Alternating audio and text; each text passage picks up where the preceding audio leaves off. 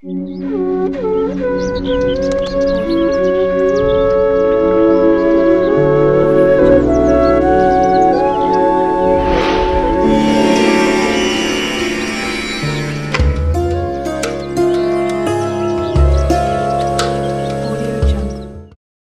సంవత్సరం కార్తీక మాసం ముగిసిన తర్వాత వచ్చే పాడ్యమి నాడు పోలి పాడ్యమి జరుపుకుంటాం. కార్తీక మాసం కొన్ని రోజుల్లో అయిపోతోంది. స్త్రీలు ఎంతో భక్తి శ్రద్ధలతో కార్తీక మాసంలో నోములు పూజలు చేశారు. కార్తీక పౌర్ణమి తర్వాత నెలలో చివరిగా చేసేదే పోలి పాడ్యమి. కార్తీక అమావాస్య తర్వాత వచ్చే రోజుని పోలి పాడ్యమి అంటాం.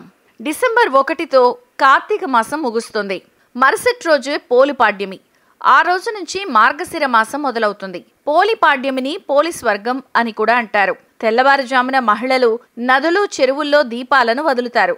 దీపదానం చేస్తే మంచిది. పోలి పాడ్యమి నాడు 30 ఒత్తులతో దీపాన్ని వెలిగించి పూజలు చేస్తే మంచిది. అరటి దొన్నెల్లో దీపాలను వెలిగించి నీటిలో వదులుతారు. 3 సార్లు నీటిని తోసి నమస్కరిస్తారు. పోలి పాడ్యమి నాడు 30 ఒత్తులతో దీపాన్ని వెలిగిస్తే మంచిది. ఇలా ఆ దీపాలను నీటిలో వదిలితే ఆ నెలంతా దీపారాధన చేసిన పుణ్యం కలుగుతుంది. బ్రాహ్మణులకు దీపాన్ని లేదా స్వయం పాకాన్ని దానం చేస్తే కూడా మంచి ఫలితాలుంటాయి. తెలుగు వాళ్ళు పోలిని, దీపాన్ని కూడా మహాలక్ష్మి రూపంగా భావిస్తాం. కాబట్టి పోలి దీపాలను అమావాస్య నాడు కాకుండా మర్నాడు పాడ్యమి నాడు వెలిగిస్తారు. దీన్నే పోలి పాడ్యమి అంటారు.